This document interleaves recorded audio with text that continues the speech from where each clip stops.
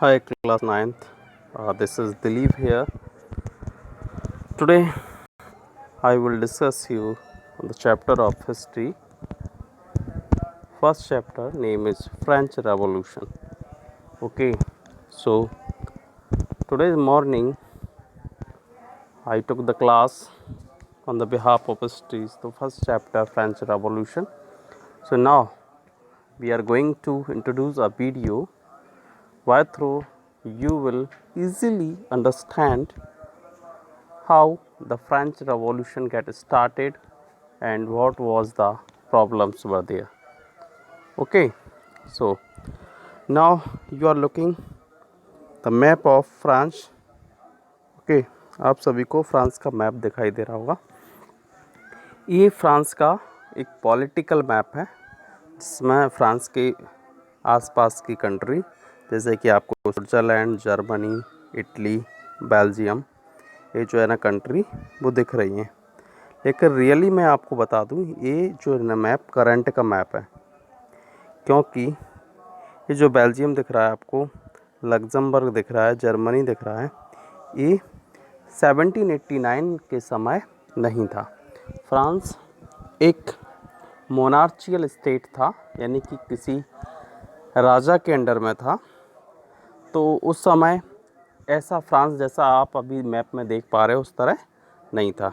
चलिए मैं आपको एक दूसरा मैप से इंट्रोड्यूस करा दूँ. ये 1789 का यूरोप कॉन्टिनेंट का मैप है. यूरोप कॉन्टिनेंट मीन्स पूरा यूरोप महाद्वीप. ठीक है, इसमें आप देख रहे हैं कि फ्रांस के बगल से आपको, जहाँ पर अभी आपको दिखाई दिया था स्विट्ज़रलैंड, यहाँ पर आपको कहीं भी स्विट्ज़रलैंड दिखाई नहीं दे रहा है, ना ही आपको बेल्जियम दिख रहा है, ना ही आपको लग्जमबर्ग दिखाई दे रहा है. तो 1789 में ना तो स्विट्ज़रलैंड था ना इटली था. यानी कि जिस तरह से हम आज यूरोपियन कंट्री को जानते हैं, जर्मनी है ना, स्पेन है, पुर्तगाल है और इटली है, ऐसी कोई भी कंट्री 1789 में नहीं थी. ठीक है, चूँकि हम बात कर रहे हैं फ्रांस की, तो फ्रांस में एक मोनार्ची थी.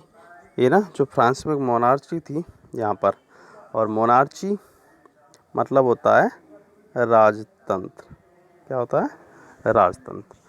ठीक है, शुरुआत होती है, यहाँ एक किंग आता है जिसका नाम था लुइस 16. ठीक है, किंग कौन था यहाँ?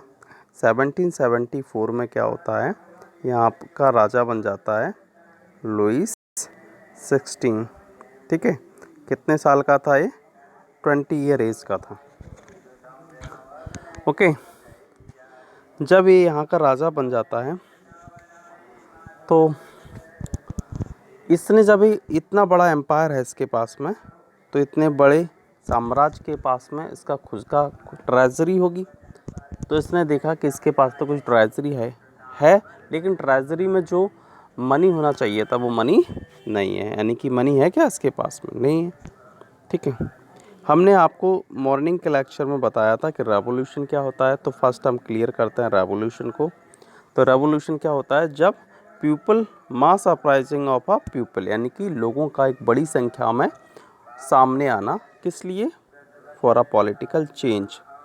जब किसी जब कोई पॉलिटिकल चेंज होता है लोगों के द्वारा, पीपल्स के द्वारा, और पीपल कैसे होते हैं? एक नहीं होता, काफ़ी ज़्यादा लोग जब इकट्ठे होते हैं और कोई पॉलिटिकल चेंज करते हैं for a short time, that is called revolution. ठीक है, इस तरह रेवोल्यूशन, यानी कि फ्रांस में रेवोल्यूशन आया था. क्यों आया था? पॉलिटिकल चेंज करना था लोगों को. क्यों करना था? कुछ तो उसकी वजह रही होगी, रीजंस तो कुछ होंगे. जैसे कि मैंने नीचे क्वेश्चन में नोट डाउन किया है, why French people started revolution, यानी कि फ्रांसीसी नागरिकों ने वहाँ पर क्रांति क्यों स्टार्ट की. ठीक है, तो उसके कुछ रीजन होंगे. चलिए, आपको नीचे दो फोटोज़ दिखाई दे रही होगी. लेफ्ट में आपको जो फ़ोटो दिख रही है वो है भाई लुइस 16, वही जो किससे बिलोंग करते हैं? बोर्बन फैमिली से. 1774 में इनका क्या हो जाता है? ये एसेंड हो जाते हैं थ्रोन ऑफ फ्रांस, यानी कि फ्रांस के सिंहासन पर ये विराजमान हो जाते हैं साहबजादे. ठीक है, इसी समय इनका विवाह हो जाता है ऑस्ट्रियन प्रिंसेस मारिया एंटोनेट से. ठीक है, ओके, विवाह हो जाता है। जब ये राजा लुई 16 देखता है कि इनके पास तो खजाना होगा, लेकिन खजाना इनका कैसा था, इम्पटी था। इनकी जो ट्रेजरी थी इम्पटी थी। राजा बन गए हैं साहब, लेकिन खजाना है ही नहीं है, खजाने में पैसा नहीं है, तो बड़ी प्रॉब्लम क्रिएट हो गई। अब एक क्वेश्चन यहाँ पर अराइज होता है। क्वेश्चन ये होगा कि what was the reason the behind of empty treasury, यानी कि जो खजाना था राजा का उसकी खाली होने के कारण क्या थे। ठीक है, तो मैं आपको कारण यहाँ पर नोटेड डाउन किए हैं, आप भी ध्यान से देखिएगा कौन कौन से रीजंस थे जिसके कारण फ्रांस की जो ट्रेजरी थी, फ्रांस इतना बड़ा एम्पायर था, इतने बड़े बूर्बो डायनेस्टी के पास जो ट्रेजरी थी वो खाली क्यों थी। ठीक है, उसके रीजंस थे कि तो France fought so many wars, यानी कि जब लुई 16 1774 में वहाँ का राजा बना, उसके पहले फ्रांस ने बहुत सी लड़ाइयाँ लड़ी थी, बहुत सारे युद्ध लड़े तो निश्चित रूप से वहाँ पर श्योरली होगा कि वेपन्स भी खरीदे होंगे और जो बॉम्ब है इन सब में भी पैसा को, यानी कि मनी को एक्सपेंड किया होगा। इस वजह से ट्रेजरी का कुछ पैसा वॉर फ्री फाइट करने में चला गया। दूसरा पॉइंट यहाँ पर है extravagant expenditure on the maintaining of palace of Versailles. अब आपको मैंने बताया था मॉर्निंग में कि जो वर्सील्स का पैलेस था, ये इतना बड़ा पैलेस था, ह्यूज पैलेस था, इसको पैलेस को मेंटेन करने के लिए भी बहुत ज़्यादा अमाउंट यूज़ होता था, यानी कि जो अमाउंट का एक बिग पार्ट था वो किस जगह पे यूटिलाइज हो जाता था, वर्सील्स के पैलेस को डेकोरेट करने के लिए। ठीक है, ट्रेजरी एम्प्टी होने का थर्ड रीज़न था कि फ्रांस ने अमेरिका की हेल्प की थी आज़ाद कराने के लिए, किससे, ब्रिटेन से। अमेरिका के ऊपर ब्रिटेन ने कब्जा कर लिया था ना, ऑक्यूपाइड कर लिया था, तो अमेरिका ने हेल्प मांगी फ्रांस से कि to get them free from Britain. अब चूँकि फ्रांस और ब्रिटेन दोनों ही कौन थे, यानी कि फ्रांस प्लस अमेरिका, ये तो दोनों दोस्त हो गए, और ब्रिटेन कौन हो गया, इनका एनेमी। तो इसको मारने के लिए फ्रांस ने सेना भेजी और ब्रिटेन से अमेरिका को आज़ाद करा दिया, तो कुछ पैसा इसमें भी खर्च हो गया। फ्रांस के पास पहले से ही 1 बिलियन लिब्रे का कर्ज था। युद्ध लड़ने से पहले, अमेरिका को आज़ाद कराने से पहले ही फ्रांस के पास में, अब अमेरिका को पूरा आज़ाद नहीं कराया था, अमेरिका की 13 कॉलोनी को ऑक्यूपाइड कर रखा था, किसने, ब्रिटेन ने, तो 13 कॉलोनी उसकी आज़ाद करा दी। पहले से ही फ्रांस के पास कर्ज था 1 बिलियन लिब्रे का। जब उसने अमेरिका की हेल्प की उसको आज़ाद कराने में, तो ये जो कर्ज था उसका, यानी कि लोन था या डेप्ट कह सकते हैं, इसका जो डेप्ट था वो कितना हो गया, डेप्ट इंक्रीज हो गया 1 बिलियन से कितना, 2 बिलियन लिब्रे। ठीक है, तो बड़ी समस्या आ गई। अब जिन लोगों ने इसको लोन दिया था, फ्रांस को लोन जिन लोगों ने भी दिया था, यानी कि लैंडर्स, व्हाटएवर जो भी लैंडर्स थे, वो क्या करने लगे, इंटरेस्ट डिमांड करने लगे अपने लोन के बिहाफ पर, कि हमने आपको जो लोन दिया है हमें उस पर इंटरेस्ट चाहिए, और इंटरेस्ट कितना चाहिए, 10%। अब 2 बिलियन लिब्रे कर्ज के ऊपर यदि 10% का इंटरेस्ट ऐड किया जाए तो ये बहुत बड़ा अमाउंट हो जाता है। फ्रांस के पास जो भी रेवेन्यू सोर्स थे, जहाँ से भी इनकम जनरेट होती थी, यानी कि टैक्सेस के थ्रू जो भी इनकम जनरेट होती थी, वो इतनी सफिशिएंट नहीं थी कि 10% जो इंटरेस्ट है वो उसको रीपे किया जा सके। ट्रेजरी एम्प्टी हो सकी थी इन सभी कारणों से। इसके अलावा भी कुछ रेगुलर एक्सपेंसेस होते हैं, जैसे कि यदि कोई भी साम्राज्य है, एम्पायर है, बॉर्बन डायनेस्टी एक बड़ा एम्पायर था, तो उसकी खुद की मिलिट्री थी, तो उसको भी मेंटेन करना होता था। अब कोर्ट जस्टिस के लिए कोर्ट भी बनाए जाते हैं, तो कोर्ट को भी मेंटेन करना था। एजुकेशन के लिए यूनिवर्सिटी, इसके अलावा पोस्ट ऑफिस जैसे भी बहुत सारे डेली या रूटीन वाले जो खर्चेस थे, यानी कि जो भी एक्सपेंडिचर थे, इन सब की वजह से, ऑल द रीजंस की वजह से क्या हुआ, जो ट्रेजरी थी वो एम्प्टी हो गई थी। ओके, ये क्वेश्चन लगभग आपको क्लियर हो गया होगा कि what was the reason behind of the empty treasury in France, है ना। तो ये रीज़न थे। ठीक है, अब क्वेश्चन आता है व्हाट टू डू, यानी कि अब राजा को क्या करना चाहिए। उसका तो इंटरेस्ट पे करने में ही जो इनकम है वो उसका बिग पार्ट उसमें चला जाता है, ट्रेजरी पहले से ही खाली है, क्या करे। तो किसी भी एम्पायर की गवर्नमेंट की इनकम का सोर्स होता है टैक्स। इंडियन गवर्नमेंट भी जीएसटी जो टैक्स आपने नया सुना है इसके थ्रू इनकम जनरेट करती है, और भी टैक्स लगाते हैं, इनकम टैक्स होता है, हाउस प्रॉपर्टी टैक्स होता है, ठीक है। तो इससे इनकम जनरेट होती है। अब आपको पहले ही बता दिया कि फ्रांस की जो टैक्स के थ्रू इनकम जनरेट होती थी वो सफिशिएंट नहीं थी। कैसी नहीं थी, यानी कि जितनी इनकम चाहिए उतनी इनकम थी क्या, नहीं थी। उससे तो उनका टैक्स भी पे या कहते हैं इंटरेस्ट भी पे नहीं हो सकता था। तो क्या सोचा उसने, टैक्स बढ़ाने की सोच ली, ठीक है। अब इसके बाद हम समझ लेते हैं कि फ्रांस की जो सोसाइटी थी वो कैसी थी। फ्रांस की सोसाइटी कौन कौन तरह के लोग थे। तो फ्रांस की सोसाइटी में जो पीपल का डिवीज़न था वो 3 कैटेगरी में डिवाइडेड था। 3 कैटेगरी कौन सी थी, लेट्स लुक। ये 3 कैटेगरी थी, 3 एस्टेट, इनको वहाँ पर 3 एस्टेट कहते थे। फर्स्ट एस्टेट जिसको क्लर्जी कहते थे, क्लर्जी मतलब कौन लोग, चर्च से रिलेटेड, ठीक है। और दूसरा नोबिलिटी, और नोबिलिटी मीन्स कौन लोग, जो नोबल्स होते थे, जैसे कि जो कहें आपसे किंग की फैमिली से बिलोंग करते हों, है ना, मिनिस्टर्स की, वहाँ के मिनिस्टर्स की फैमिली से बिलोंग करते हों, इस तरह के लोग। और थर्ड एस्टेट में कौन लोग शामिल थे, big businessman, merchant, court officials, lawyers, peasants and artisans, ये लोग किसमें शामिल थे, थर्ड एस्टेट में, ठीक है। तो आपने अच्छे से समझा कि फ्रांस की सोसाइटी में जो पीपल थे वो 3 एस्टेट में डिवाइडेड थे। First estate that means clergy, it is belong to church. Second estate it is nobility and all the related of monarchical officers like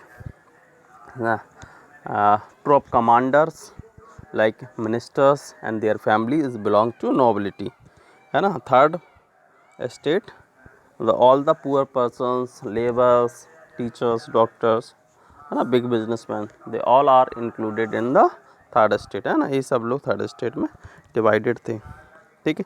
अब देख लेते हैं इन फिर प्रॉब्लम क्या थी, टैक्स बढ़ाने में प्रॉब्लम क्या थी। ज़रा हमें चेक करते हैं कि जो हमारा थर्ड एस्टेट था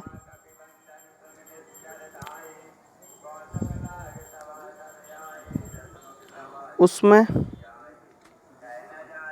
बहुत तरह के लोग थे, गरीब भी थे, अमीर कम थे, गरीब भी ज़्यादा थे। अब आपको एक चीज़ और मैं यहाँ पर क्लियर कर दूँ कि फ्रांस में ये पूरी फ्रांस की लैंड है, ओके क्लियर, ये फ्रांस की लैंड है।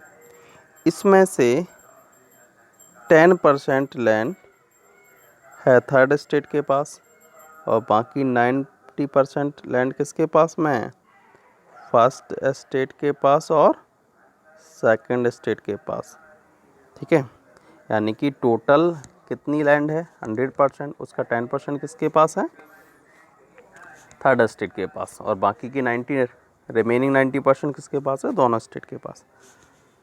और जनसंख्या किसकी ज़्यादा है, तो वहाँ पर सबसे ज़्यादा जनसंख्या किसकी थी, थर्ड एस्टेट की। यानी कि जनसंख्या ज़्यादा है थर्ड एस्टेट की, लेकिन थर्ड एस्टेट के लोग कितने हैं 90%, पर उनके पास लैंड कितनी है, ओनली 10%, लैंड है 10% और पॉपुलेशन कितनी है 90%। क्लर्जी और नोबिलिटी को कुछ स्पेशल राइट्स थे। Clergy have special privileges by birth, privileges मतलब होता है राइट, है ना, राइट। क्या राइट था कि उनको टैक्स ही पे नहीं करने थे। ऐसा ही राइट किसके पास था, नोबिलिटी को। यानी clergy and nobility have the privileges by birth, they do not have paid any type of taxes, है ना। यानी कि फ्रांस में किसी भी तरह का जो टैक्स इम्पोज किया जाता हो लोगों के ऊपर, उस टैक्स को ना तो क्लर्जी को पे करना था, ना ही नोबिलिटी को। तो जाहिर सी बात है, यदि लुई 16 टैक्स को इंक्रीज़ करेगा तो इसको पे कैसे करना पड़ेगा? इसे पे करने पड़ेगा ओनली थर्ड स्टेट को, यानी कि पीजेंट्स, लेबर जो भी उसमें इंक्लूडेड है। और इनके पास कोई राइट है क्या? नो राइट, यानी कि ओनली टैक्स पेयर और राइट ठेंगा, कुछ भी नहीं है। ठीक है। इसके अलावा फ्रांस में देखो यहाँ पर नीचे लिखा हुआ है they paid both direct and indirect taxes. दो तरह के टैक्स होते हैं, डायरेक्ट टैक्स होता है और इनडायरेक्ट टैक्स होता है, दोनों पे करते थे। जैसे कि सॉल्ट पे लगने वाला टैक्स, टोबैको, यानी सभी तरह के टैक्स सभी तरह के जो जितने भी टाइप के टैक्स लगते हैं वो थर्ड स्टेट के लोग ही पे करते थे। और इसके अलावा दो तरह के टैक्सेस और थे फ्रांस में। एक का नाम था टायर, और टायर टैक्स चर्च वसूलता था, यानी कि चर्च इसको डिवाइड करता था किससे? थर्ड स्टेट के लोगों से, है ना। और टैले भी एक टैक्स था, और इसको कौन वसूलता था, यानी कि डिवाइड करता था, इसको करता था लुई 16, यानी कि लुई 16 या कह लूँ किंग, है ना, जनता से। ठीक है। तो आज के लेक्चर में हमने आज उन सभी बातों का जिक्र किया जो हमने आज मॉर्निंग में आपको पढ़ाया था। मैं आपको एक फ़ोटो यहाँ पर दिखाना चाहता हूँ। ये आप look this interesting photo of France of society of in 1789। ये आप ध्यान से देखें यहाँ पर ऊपर बैठे ये दोनों लोग, ये हैं क्लर्जी, ना, एक क्लर्जी और एक नोबिलिटी। किसके ऊपर बैठे हैं? थर्ड एस्टेट के ऊपर, यानी कि सारा भार सरकार चलाने का, या गवर्नमेंट कहें एम्परर को के पास जो भी इनकम के सोर्स हैं वो कौन है? थर्ड एस्टेट के लोग। जबकि उनकी इनकम बहुत ही पुअर है, उनके पास बहुत ही कम इनकम जनरेट होती है, और इनके ऊपर बैठ के मज़े ले रहे हैं क्लर्जी और नोबिलिटी। तो ये थी फ्रांस की सोसाइटी का कंपोजिशन। ठीक है। उम्मीद है आप लोगों को आज के लेक्चर में, आज मॉर्निंग की जो ऑनलाइन क्लास हुई थी उसको समझने में सहूलियत हुई होगी, है ना। उम्मीद है हिंदी और इंग्लिश मीडियम के दोनों ही छात्र, दोनों ही स्टूडेंट हमारे इस लेक्चर को समझ पाए होंगे। ओके, नेक्स्ट क्लास में मिलेंगे। इसके बाद फिर ऐसा ही एक और वीडियो। होप है कि आप लोगों ने सब ने देखा हो। जो भी इसमें कमियां होगी उसके लिए आप लोग फीडबैक मुझे ऑनलाइन भी बता सकते हैं, या चूँकि ये मैं अपलोड करूँगा कहाँ पर? यूट्यूब पर, तो आप यूट्यूब पर भी मुझे कमेंट करके इससे रिलेटेड जो भी आपको आपको कोई भी फीडबैक देना हो तो दे सकते हैं। ठीक है, थैंक यू।